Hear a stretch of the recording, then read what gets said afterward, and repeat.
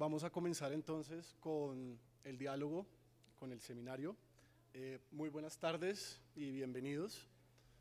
Señores y señoras, el Observatorio de Restitución y Regulación de Derechos de Propiedad Agraria, el Programa de las Naciones Unidas para el Desarrollo PNUD, la Universidad del Rosario y la Fundación Hans Seidel presentan el Diálogo Mayor y Seminario Internacional Conflicto, Desigualdad y Desarrollo, Transformaciones Agrarias y Paz, con el fin de promover reflexiones alrededor del estado actual de la estructura de la propiedad agraria y las relaciones que puedan tener tanto con el conflicto en curso como con las perspectivas de su terminación. En este sentido, damos inicio al seminario con la lectura de la mesa directiva, que está integrada por el doctor Alejandro Venegas Franco, vicerrector de la Universidad del Rosario, quien preside el acto de instalación, la doctora Silvia Rux, directora del Programa de las Naciones Unidas para el Desarrollo en Colombia, el doctor Francisco Gutiérrez Sanín, director científico del Observatorio de Restitución y Regulación de Derechos de Propiedad Agraria, el doctor Benjamin Boub, representante regional para Colombia y Venezuela de la Fundación Hans Seidel, y la profesora Elizabeth Wood, profesora de Ciencia Política de la Universidad de Yale y del Instituto de Santa Fe. El orden del día previsto para hoy es el siguiente. Primero, palabras de instalación del seminario a cargo del doctor Alejandro Venegas Franco, vicerrector de la Universidad del Rosario. Segundo, palabras de la doctora Silvia Rux, directora del Programa de las Naciones Unidas para el Desarrollo.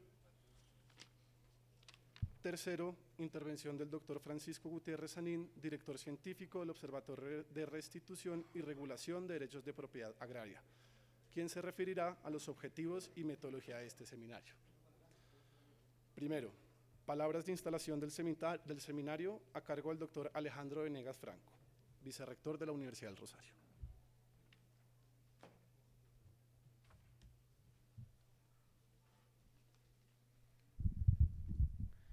Buenas tardes, bienvenidos a este importante seminario. Señora Silvia Rux, directora país del PNUD, señor Benjamin Bob, representante regional para Colombia y Venezuela de la Fundación Hans Seidel, señores embajadores, profesor Francisco Gutiérrez Sanín, director científico del Observatorio de Restitución y Regulación de Derechos de Propiedad Agraria, profesores Manuel Ramírez, Estefaní Labó, Hernán Jaramillo, Juanita Villaveses, Ricardo Argüello, estudiantes, profesores, asistentes, líderes campesinos. Cada cierto periodo, la Universidad del Rosario organiza el Diálogo Mayor como un escenario que pretende establecer una interlocución válida de la universidad con los protagonistas de la vida pública sobre temas de especial coyuntura con alto impacto y pertinencia social. Para ello se cuenta en ese espacio con la participación de conferencistas nacionales e internacionales, funcionarios públicos, líderes sociales y demás protagonistas de nuestra realidad. Con este fin, la Universidad del Rosario, en asocio con el Observatorio de Restitución y Regulación de Derechos de Propiedad Agraria, conformado por la propia universidad, el IEPRI, de la Universidad Nacional, la Universidad del Norte, la Universidad Sergio Arboleda, la Universidad del SINU, y con el apoyo del Programa de las Naciones Unidas para el Desarrollo y la Fundación Hans Seidel, organiza esta versión del Diálogo Mayor llamada Seminario Internacional Conflicto, Desigualdad y Desarrollo, Transformaciones Agrarias y Paz. Es innegable el trascendental momento por el que el país está atravesando, en el cual se han abierto perspectivas de terminación del conflicto y se encuentran en marcha importantes esfuerzos institucionales por superar sus efectos. Reflejo de esto son las conversaciones que sostiene el Gobierno Nacional con las FARC en La Habana, así como la expedición y ejecución de la Ley de Víctimas y Restitución de Tierras. Tampoco son desconocidos por todos nosotros los nocivos efectos que el conflicto ha traído para el campo y la necesidad de buscar soluciones que los campesinos con vehemencia han reclamado.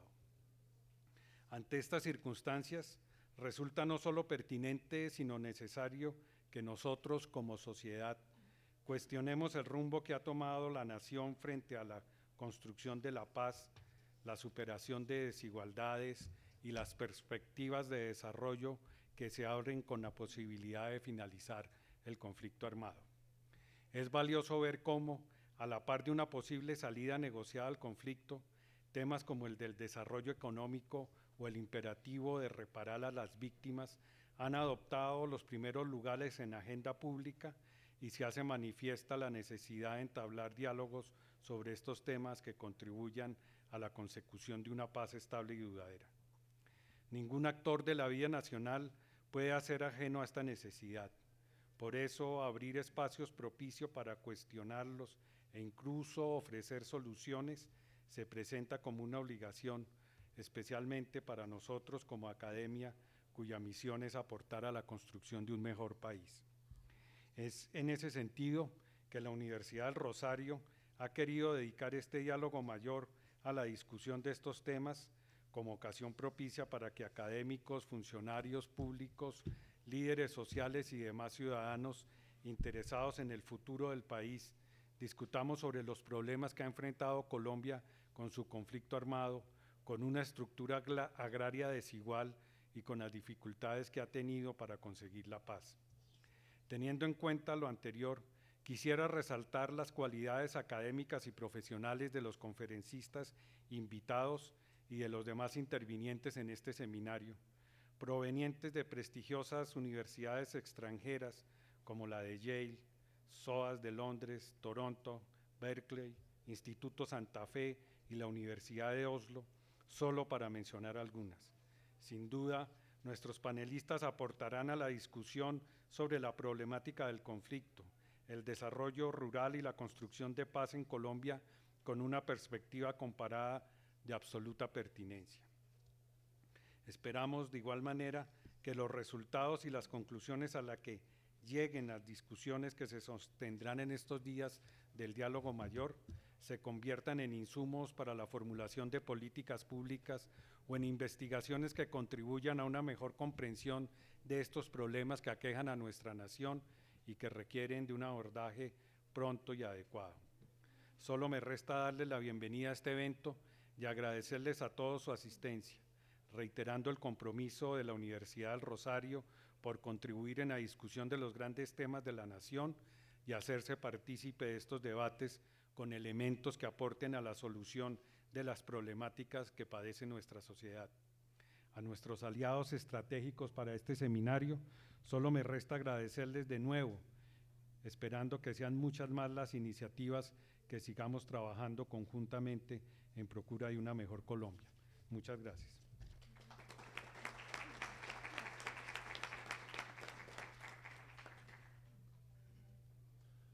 Segundo, palabras de la doctora Silvia Rux, directora del Programa de las Naciones Unidas para el Desarrollo en Colombia.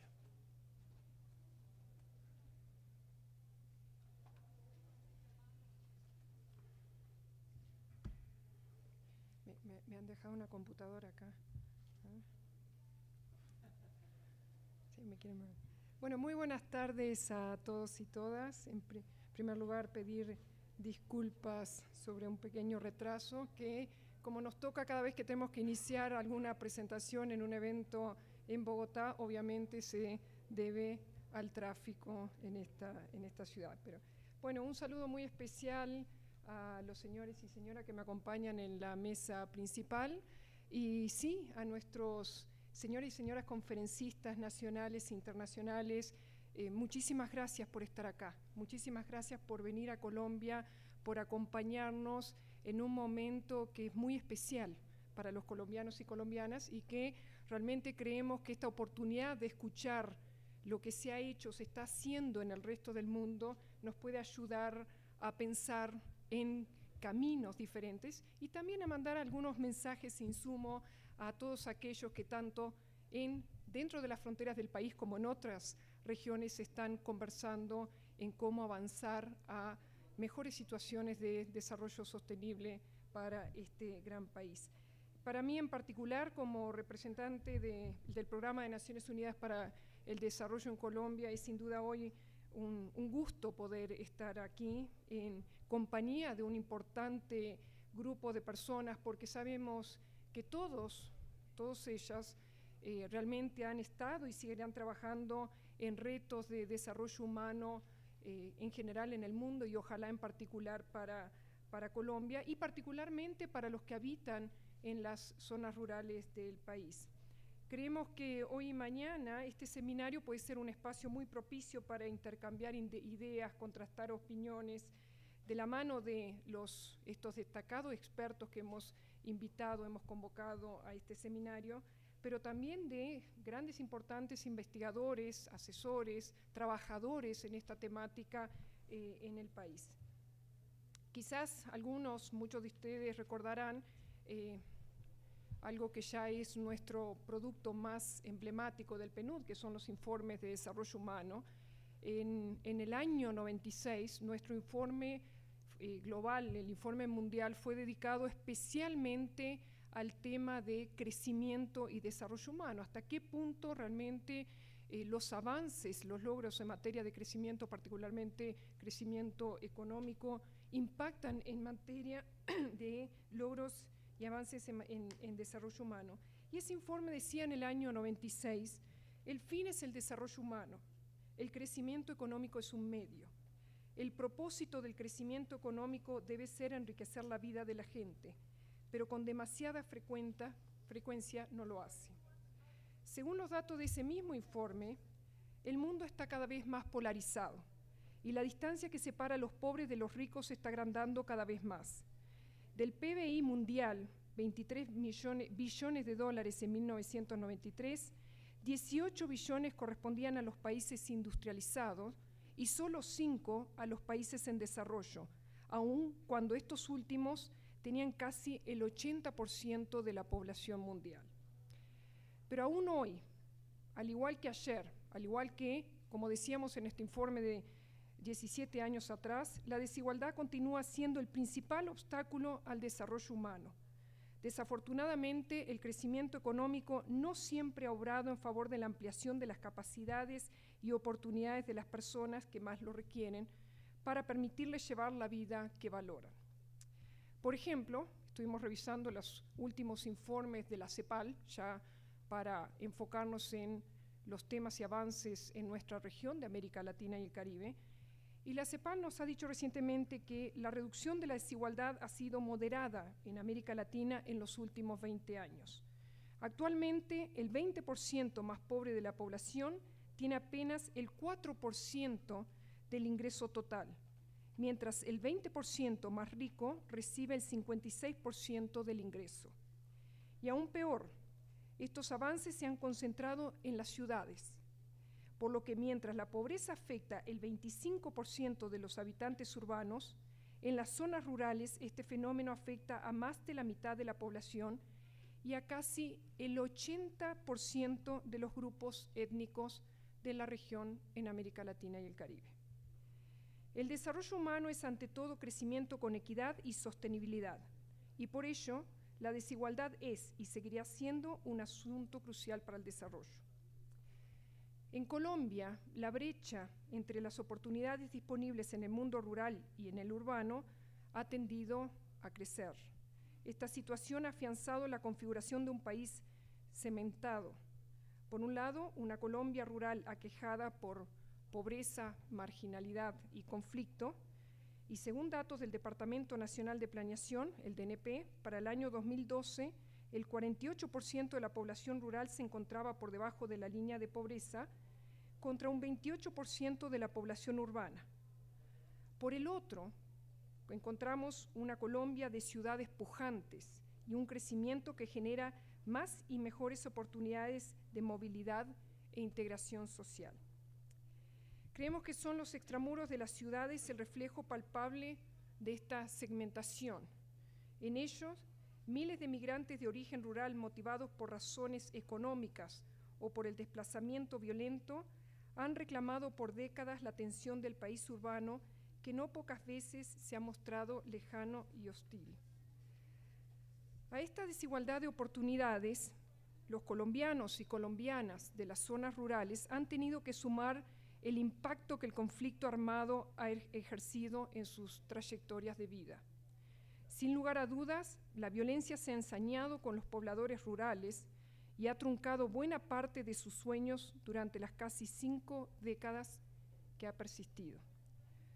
La siempre polémica existencia o inexistencia de una relación entre la desigualdad y la violencia será sin duda un tema de interés en el marco de este seminario. Creemos que no hay una única o una fácil respuesta, pero sí creemos que escenarios de diálogos como este, en el que estamos hoy, radican en promover el intercambio de argumentos y de resultados de investigaciones que, al comparar lo ocurrido en muchos países, pueden arrojar luces para una mejor comprensión de lo que está pasando en Colombia. El vínculo entre la solución al problema agrario y las posibilidades de construcción de una paz estable y duradera es otra de las reflexiones que llama la atención de diversos sectores académicos y de opinión.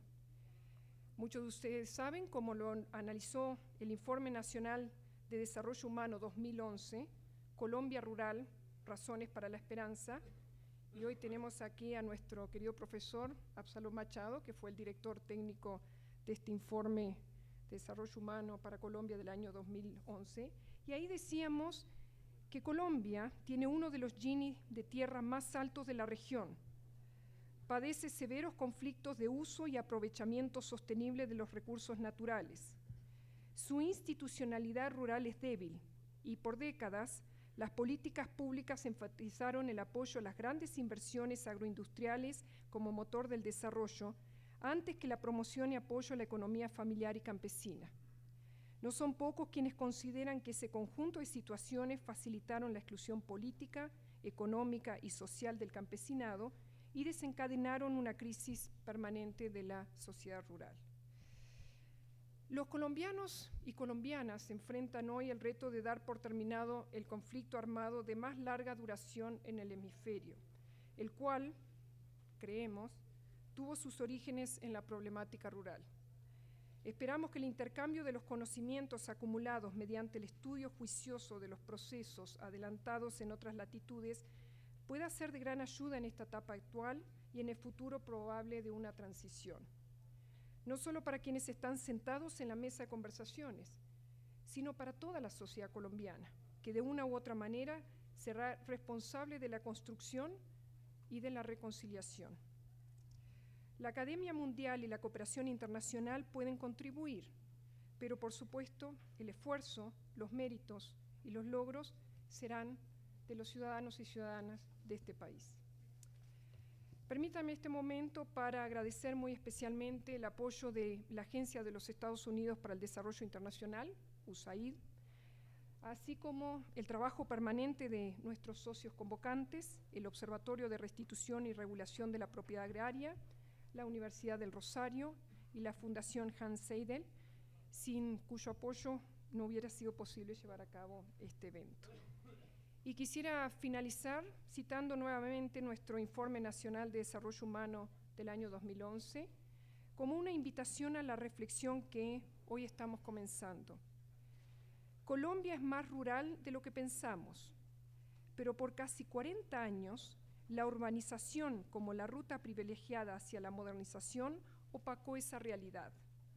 Hace muy poco y de forma inesperada, el país volvió de nuevo la mirada hacia el mundo rural con unas perspectivas diferentes, como fuente de oportunidades para el crecimiento económico en un planeta globalizado, ávido de alimentos, de materias primas y de recursos ambientales. Y más importante aún, como lugar privilegiado para empezar a construir la paz del lado de las víctimas. El mundo identifica hoy en lo rural una promesa y una esperanza. Los ciudadanos globales han comprendido que la calidad de vida en las urbes depende del bienestar de quienes habitan las zonas rurales. Confiamos en que este encuentro y sus deliberaciones sean una razón más para la esperanza. Muchas gracias.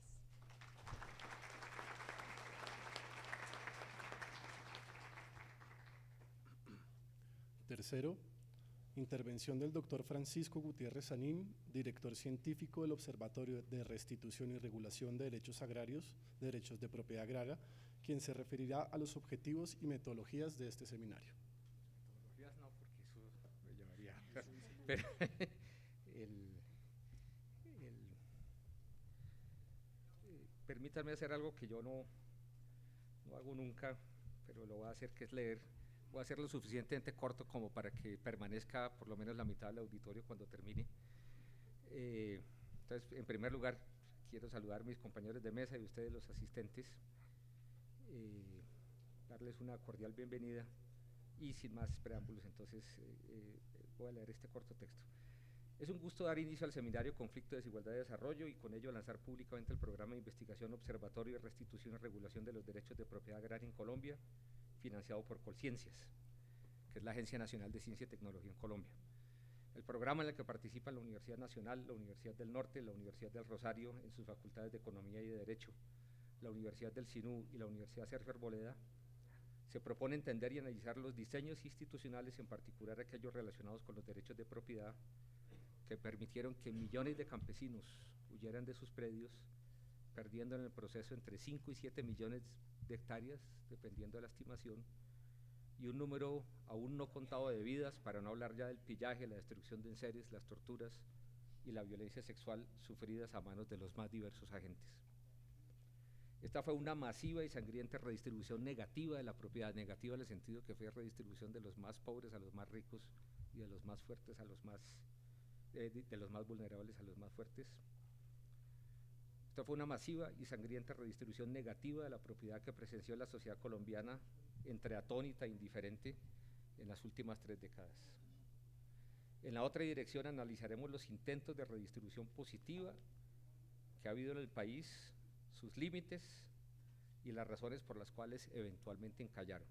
Esto es crítico porque estamos en un esfuerzo semejante y porque es posible que la coyuntura de si se llega a un acuerdo de paz sea ahora un segundo tiempo agrario en el que tenemos que tener muy claras las ideas y los diseños que se van a proponer. En efecto, en el último siglo diversas demandas de redistribución positiva fueron tramitadas por el sistema político colombiano, pero al contrario de lo que sucedió con otros países latinoamericanos, en Colombia fue imposible generar un cambio significativo. Dicho de otra manera, el país no pudo realizar en democracia lo que sus vecinos hicieron casi siempre en medio de dictaduras. Perú hizo su cambio agrario, Ecuador hizo su cambio agrario de la mano de militares, El Salvador hizo su cambio agrario a trancones, pero lo hizo de la mano de militares y nosotros aquí en democracia no pudimos. Aún carecemos de explicaciones creíbles y sistemáticas en una perspectiva comparada de esta costosa pereza redistributiva del Estado y el régimen político colombianos, y buscaremos proveerlas. Permítanme decirles con sinceridad que digamos, hay esta explicación que considero una pseudoexplicación, según la cual el sistema político ha estado cerrado a cal y canto a las demandas distributivas. Toda la evidencia nos muestra que ha estado periódicamente abierto, esas demandas entran y finalmente se estancan. Entonces el problema no es distinto, no es el cierre total del sistema, sino es alguna otra cosa que aún no hemos identificado. En síntesis, podríamos decir que la perspectiva del programa de investigación que iniciamos es estatista, es decir, que está centrada en diseños institucionales, formas de regulación y desempeño de funciones y de agencias, y que el foco de atención es la distribución de la propiedad agraria y sus patrones de asignación, especificación y distribución. ¿Por qué propiedad agraria? La pregunta suena obvia en un país que al parecer finalmente puso los pies sobre la tierra, como decimos en Colombia. Pero vale la pena enumerar los perfiles esenciales de este renacer del tema agrario después de décadas de olvido, miedo y silencio. En primer lugar, y en contra de experiencias en años inmediatamente anteriores, se aprobó en 2011 en el Congreso la llamada Ley de Víctimas 1448, que incorporaba un capítulo agrario y una significativa propuesta de restitución de tierras. Dicha propuesta no es necesariamente proequidad en su planteamiento, pero sí lo es en sus consecuencias o en sus potenciales consecuencias, ya que tiene la posibilidad explícitamente estipulada por el gobierno de devolver a cientos de miles de campesinos las millones de hectáreas que les fueron arrebatadas en algunos de los lugares más fértiles del país, no en la periferia, sino. En segundo lugar, la restitución se volvió un punto focal de los debates en el Parlamento y en la opinión pública, como todos ustedes saben. En tercer lugar, el gobierno colombiano comenzó unas conversaciones de paz con las FARC que, pese a sus desencuentros y tensiones, han avanzado como ningunas otras en nuestra historia. A nadie se le oculta la conexión orgánica entre el inicio de dicho proceso y el haber podido destrabar el tema agrario a través de la Ley de Víctimas, simbolizada por el hecho de que el primer punto de la agenda entre las partes es el acceso a tierras. Es el primer punto de negociación entre las partes. Sabemos que ya ha habido acuerdos sobre este particular y por consiguiente el país le espera no solamente el esfuerzo de restitución, sino lo que uno podría llamar, perdone la metáfora futbolística, un segundo tiempo agrario en donde se van a poner sobre el tapete, digamos, nuevos temas y naturalmente aparecerán nuevos actores. En cuarto lugar, y sin previo aviso, se produjeron en meses pasados sendas movilizaciones masivas de campesinos, primero en la martirizada región del Catatumbo, después en todo el país, que pusieron sobre el tapete toda una panoplia de demandas, produciendo de paso un remesón en nuestra vida pública.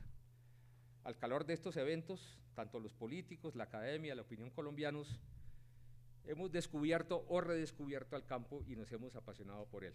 Con una ventaja comparativa, partimos de una producción intelectual seria y de alta calidad sobre el tema, hay una larguísima tradición, Fajardo, Fernán González, Fals, Legrand, Alejandro Reyes, Absalón Machado y una reciente camada de investigadores muy notables, Ana María Ibáñez, la comisión de seguimiento creada por la Corte Constitucional y naturalmente estoy incurriendo en muchas omisiones aquí.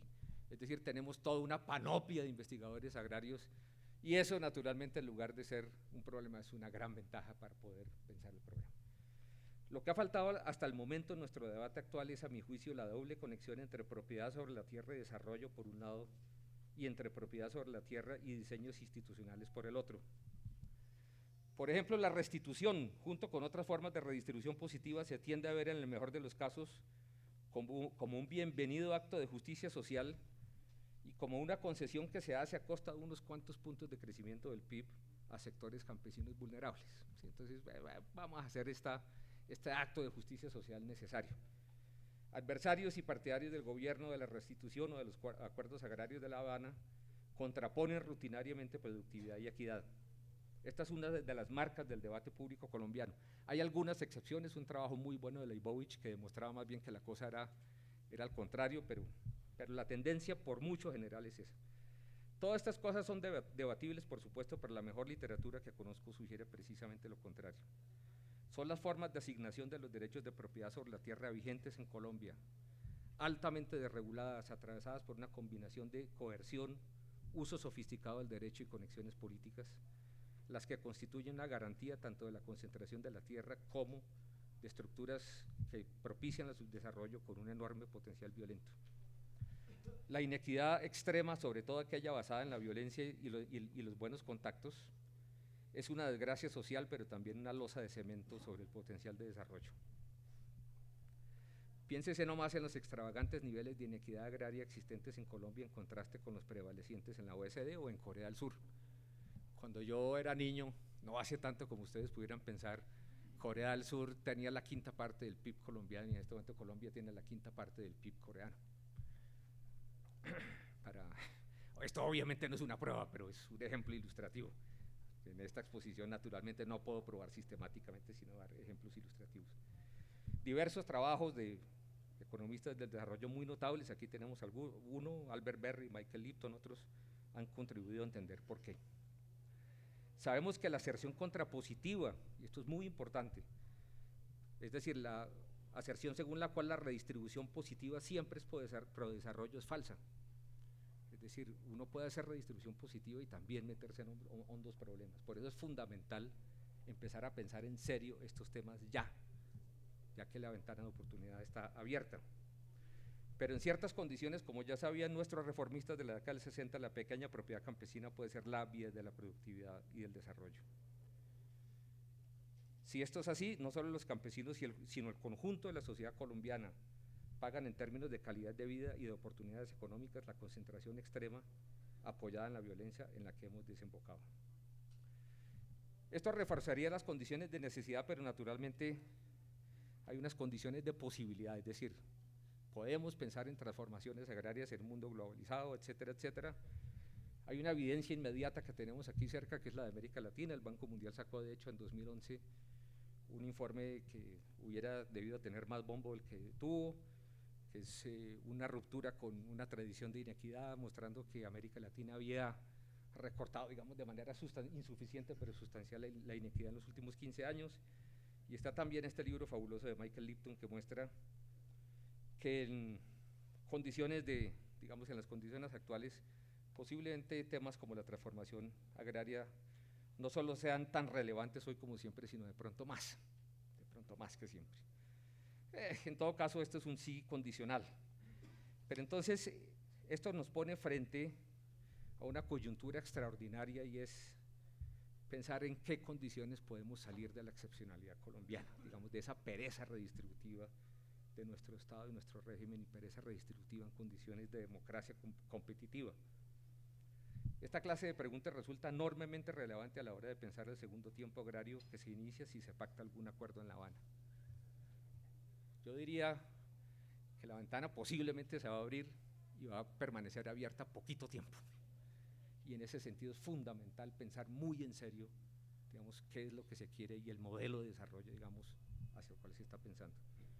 Y son esas preguntas las que motivan el tema del evento que nos congrega: conflicto, equidad y desarrollo. El proyecto constituyó un comité científico internacional y hemos tenido la fortuna, y francamente tengo que decir el honor, de que acepten conformarlo personas que a mi juicio están en el primer círculo concéntrico de reflexión sobre conflicto, temas agrarios, políticas públicas e inequidad en el mundo. Elizabeth Wood, que nos ha contribuido tanto, Christopher Kramer, Pranat Bardam, Albert Berry, Cali Modene y James Boyce, que no podrá estar, tampoco podrá estar James Scott, que son los otros dos, el James Scott de Las armas de los débiles, para los que recuerden ese libro fabuloso. Ellos hablarán enseguida. También nos acompañarán en esta sesión de la tarde Sam Bowles, un estudioso de talla mundial sobre el tema de la desigualdad, y tengo que agregar además que es una de sus muchas contribuciones.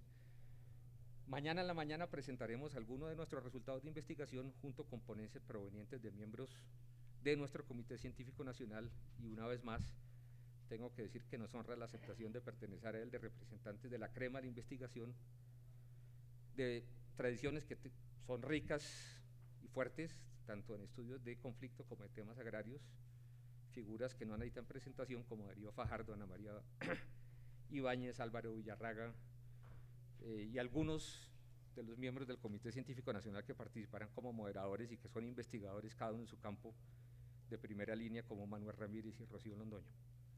También nos va a acompañar en la sesión de la mañana un buen amigo y destacado economista noruego, Henrik Pig, quien desarrollará una fundamental y a menudo invisibilizada perspectiva de género. Permítanme unos comentarios finales, ya terminando. Estamos presentando aquí un proyecto de investigación, no un emprendimiento religioso ni un grupo de activistas. Eso implica una buena cantidad de autoironía y de distancia con respecto a lo que uno pueda decir o pensar, más aún con respecto a un problema que no tiene muchas fórmulas mágicas para presentar. El observatorio aspira a incorporar muchas voces, a menudo divergentes, como lo debería sugerir la conformación de los comités científicos, tanto nacional como internacional.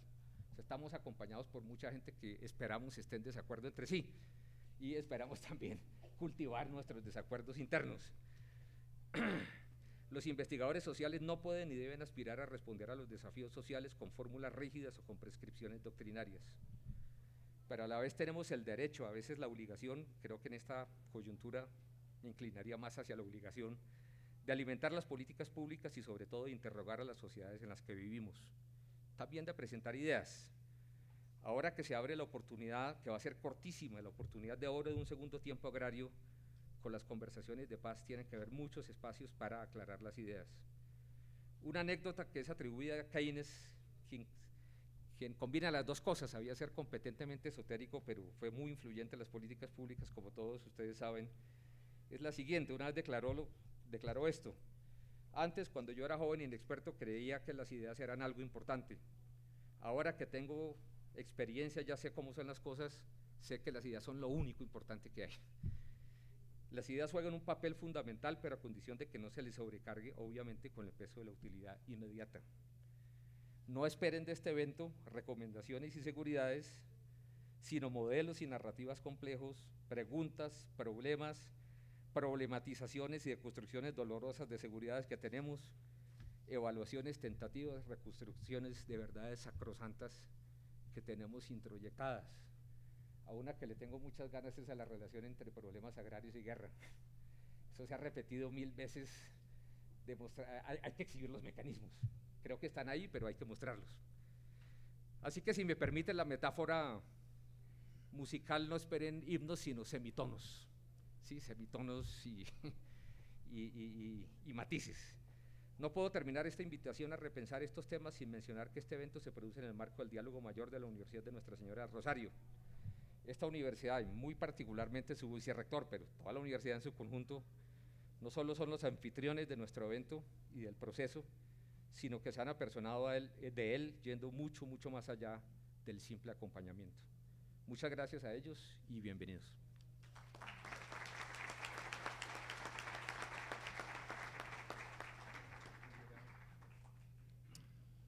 A continuación, damos inicio al primer panel sobre desigualdad y desarrollo, en el que participan como panelistas los señores Pranat Bardhan, profesor del Departamento de Economía de la Universidad de California, Berkeley, ha realizado investigaciones sobre instituciones rurales en países en vía de desarrollo, economía política de las políticas públicas para el desarrollo y sobre comercio internacional, entre otros.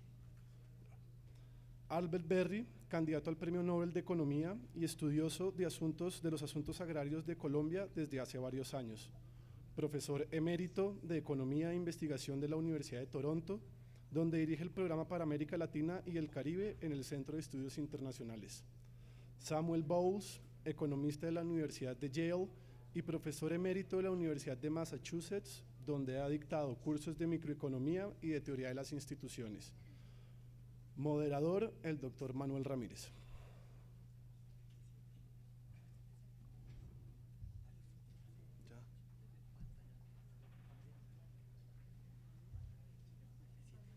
Ahí puse F7. Desea activar la exploración mediante el símbolo entre el...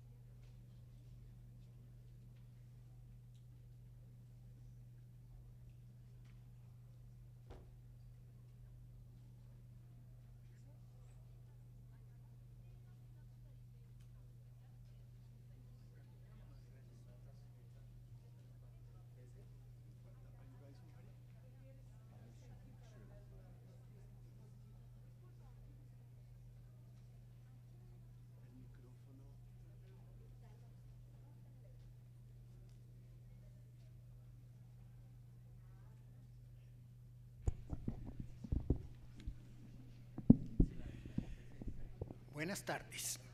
Para mí es un honor estar en esta mesa con tan eminentes profesores como los doctores Bardhan, Berry y Bowles. El tema que nos ocupa en este momento, en esta mesa, es el de desigualdad y desarrollo. Realmente es uno de los temas más importantes, no diría que hoy, yo diría que los últimos 100 años en Colombia, por lo menos. Básicamente, como todos ustedes saben, Colombia es uno de los países más desiguales de América Latina y esa desigualdad es todavía mayor en lo que al campo se refiere. Los ingresos de los campesinos, la pobreza rural y sobre todo la propiedad de la tierra son un problema sumamente grande en Colombia, un freno, han mostrado ser un freno al desarrollo económico colombiano.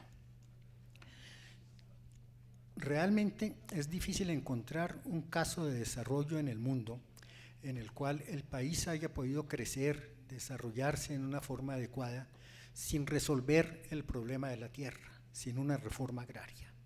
También es cierto que no todas las reformas agrarias han sido exitosas. El profesor Gutiérrez mencionaba con mucha razón los casos de Corea, uno podría añadir Taiwán, podría añadir el Japón, podría añadir, esperamos que así sea, Chile, Perú, pero también uno tiene que mencionar casos como el de Bolivia, que hizo una reforma agraria muy fuerte en los años 50 y no tuvo el efecto de desarrollo. Podría mencionar el caso de la reforma agraria de México, que fue medianamente exitosa, pero no logró un desarrollo completo del país. Entonces uno pensaría que esa resolución es una condición necesaria, no suficiente, debe ir acompañada de otras cosas para un desarrollo adecuado. Esperamos que nuestros presentadores de hoy nos den luces al respecto, con toda su experiencia que viene dada del análisis económico, de la historia económica, de los estudios cuantitativos que ellos han hecho. El profesor Bardán ha escrito abundantemente sobre el tema de desarrollo, crecimiento, comercio internacional. Ha escrito abundantemente también sobre los problemas agrarios de la India y es uno de los mayores conocedores en el ámbito internacional. El profesor Berry, hoy nos acordábamos al almuerzo con Francisco Gutiérrez, vino a Colombia por primera vez hace 50 años, creo que fue en el año 63, y nosotros hemos tenido una muy buena suerte con los economistas canadienses. Básicamente Lachlan Kerry y él han sido, diría yo, dos de los mejores economistas colombianos, dos de las personas que más han contribuido al conocimiento que tenemos sobre el país. Ha sido profesor de la Universidad Nacional, de la Universidad del Valle, de la Universidad de los Andes durante algún tiempo, ha asesorado los gobiernos colombianos y sobre todo ha hecho estudios a profundidad sobre la agricultura colombiana. Todavía nos está debiendo algo sobre eso, que esperamos cobrárselo. Ha hecho estudios sobre industria colombiana, un trabajo muy bueno, no suficientemente conocido, pero es un trabajo muy bueno.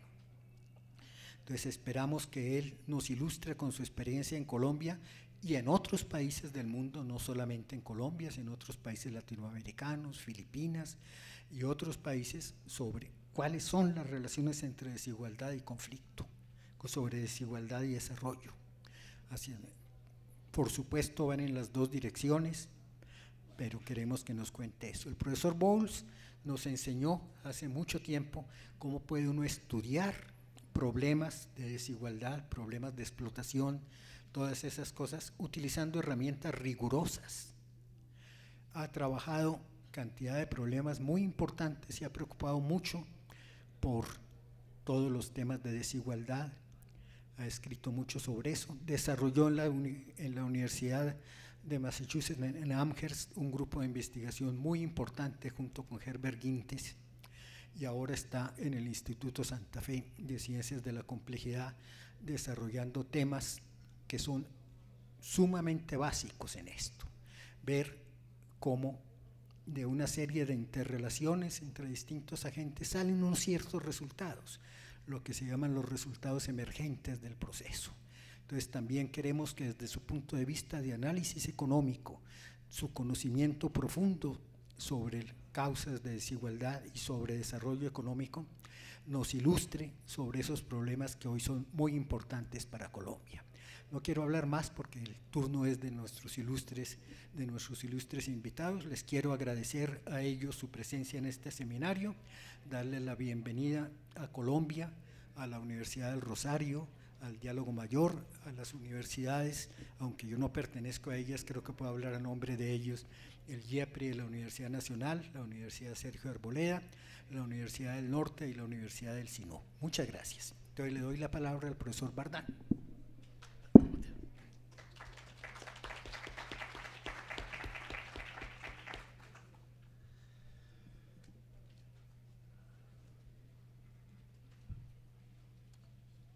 Thank you, Mr. Chairman, and thanks to the organizers of this conference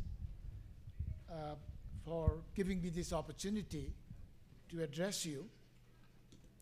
I actually know very little about Colombia, but I am going to talk about land inequality and development primarily from my experience of studies of land reforms in my part of India, where there has been some significant land reforms. So I'm going to tell you that the conditions are very different in India, but there are some things, not many, but some things which may be relevant for the Colombian case as well. And at the very end of my talk, if I have time, I'm going to talk about some cases, even in India, where we have violence and dispossession and displacement right now going on. And I'm going to briefly refer to it. But most of my talk will not be about that because I'm not myself studying that area. So most of my talk will be on the basis of what I'm studying, the area which I'm studying. Let me start with some very general remarks about what the development economics literature says very briefly about the question of land. So given the shortness of time, I'm probably going to read off much of the time. So essentially, many of you may be familiar with the work of Engerman and Sokolov, who provide some evidence of how in societies with high inequality at the outset of colonization, institutions evolved in ways that restricted to a narrow elite access to political power and opportunities for economic advancement. Initial unequal conditions had long-lasting effects, and through their influence on public policies, tended to perpetuate those institutions and policies that atrophied development. The classic example of inequality leading to inefficient institutions is, of course, the agrarian institutions.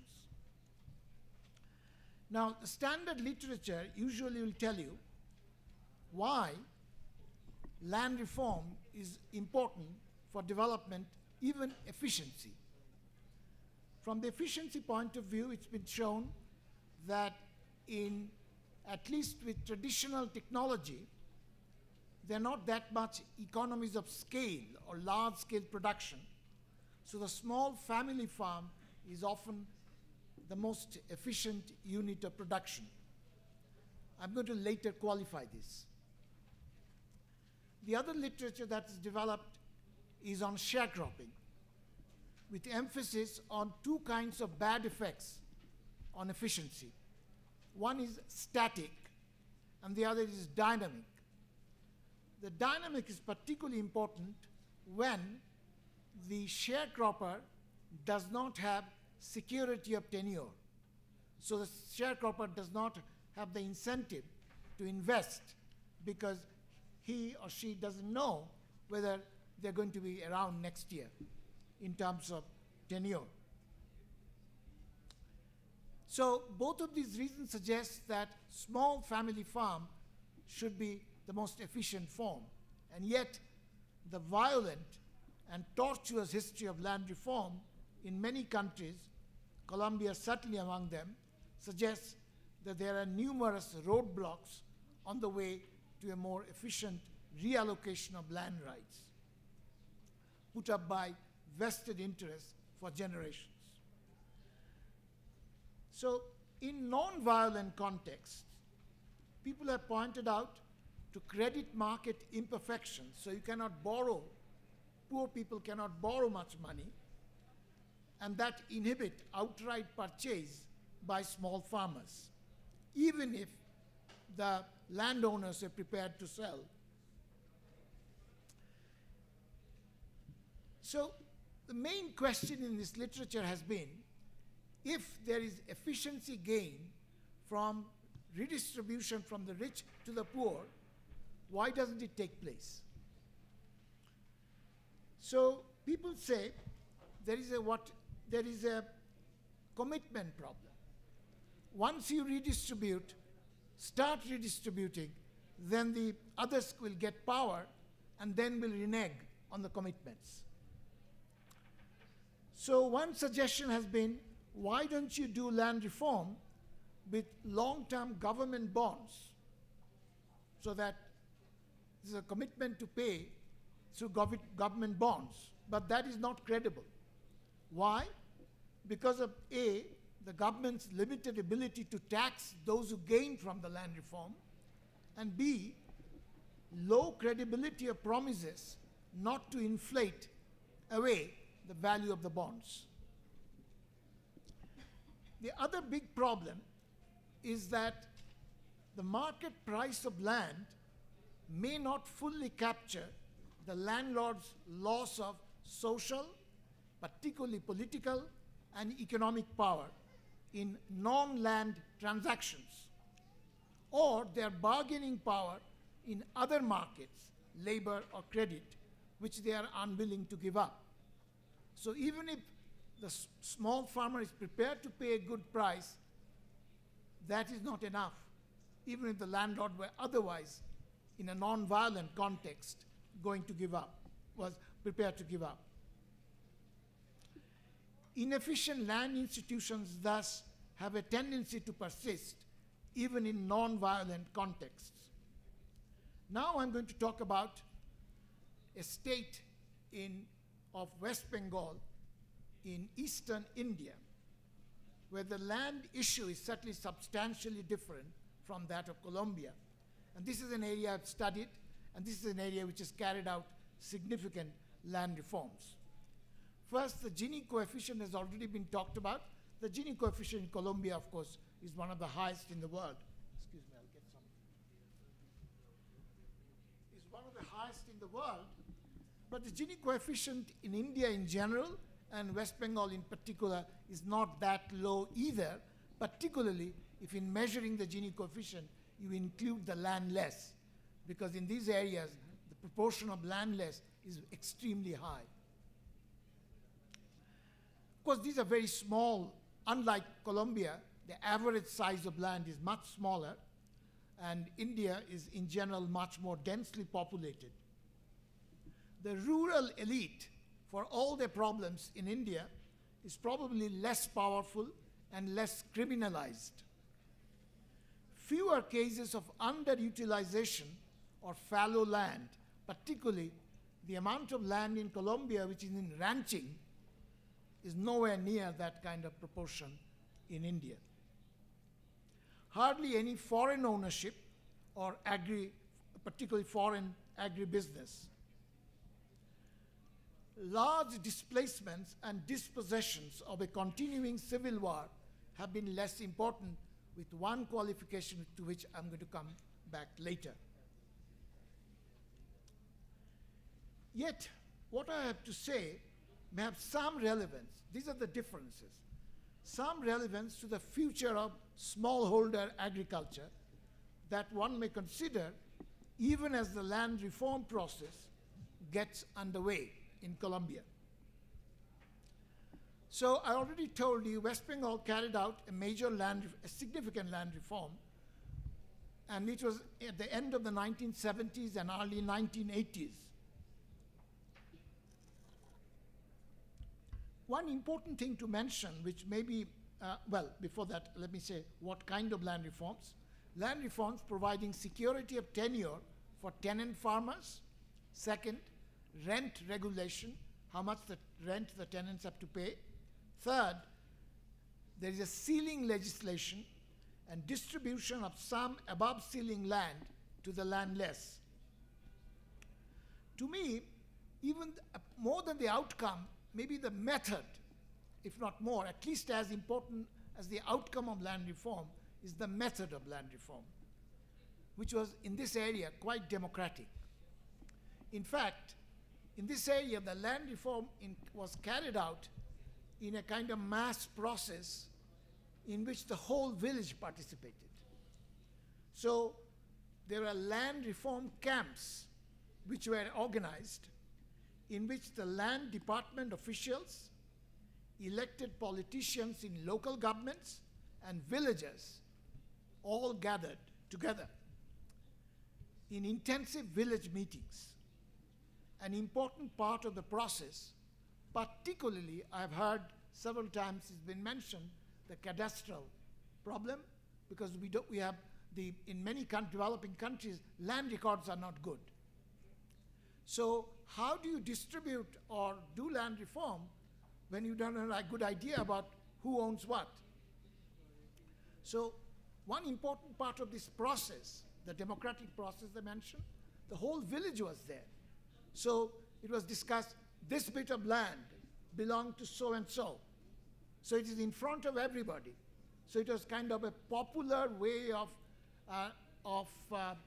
giving a credential, certifying, even though the land records probably did not exist.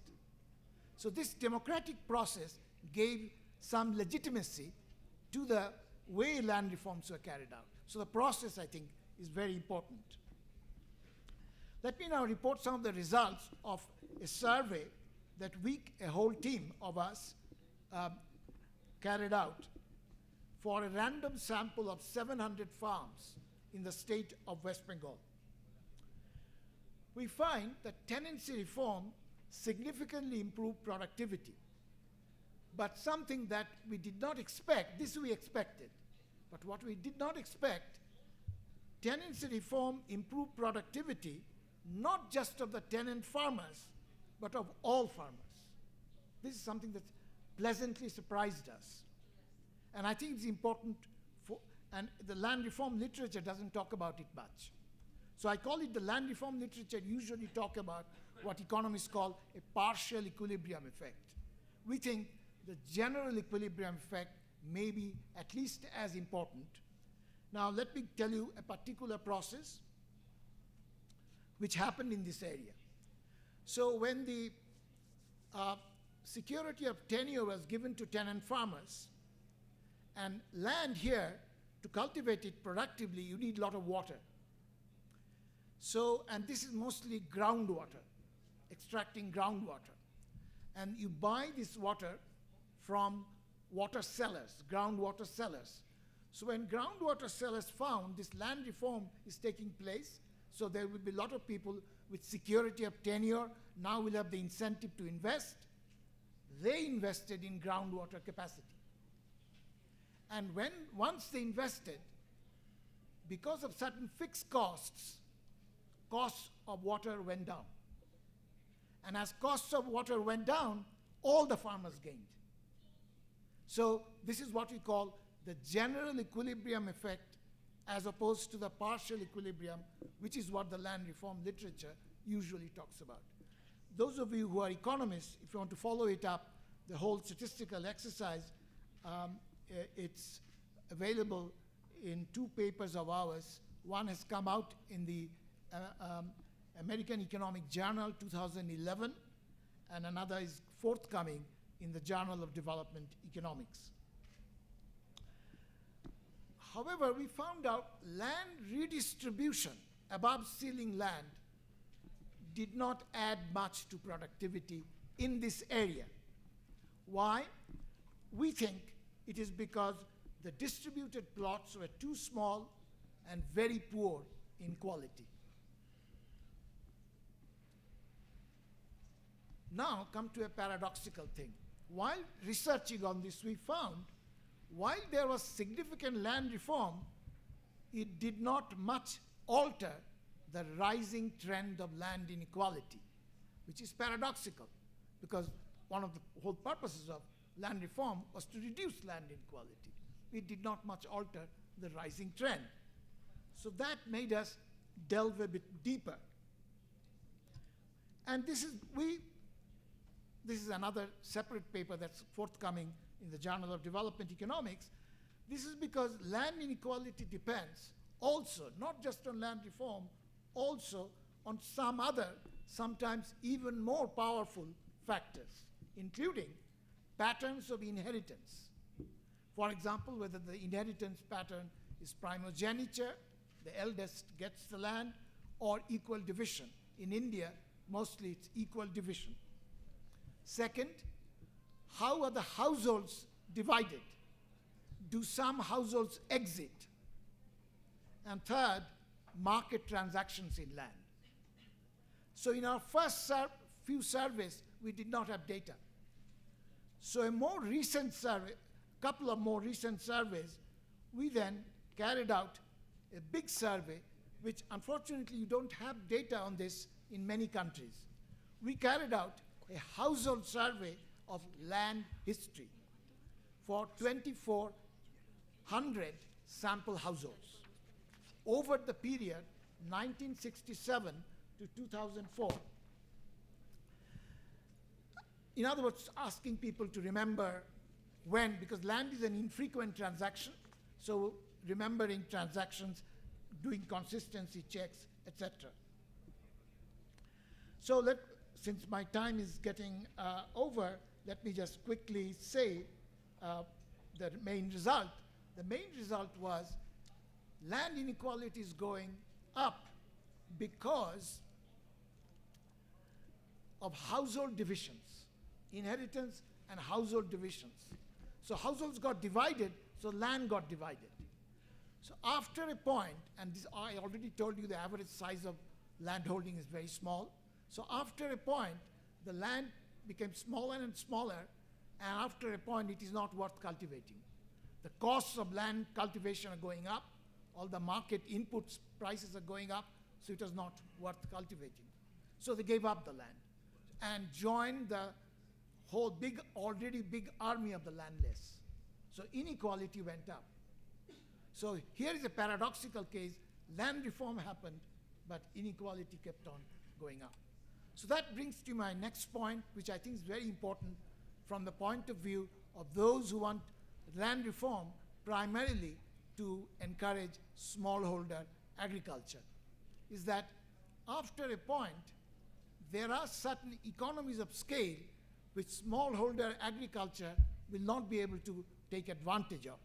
And here, I mean not just in production, because of increasingly an important part of agricultural economy would be buying of inputs, selling of inputs, storing and distribution.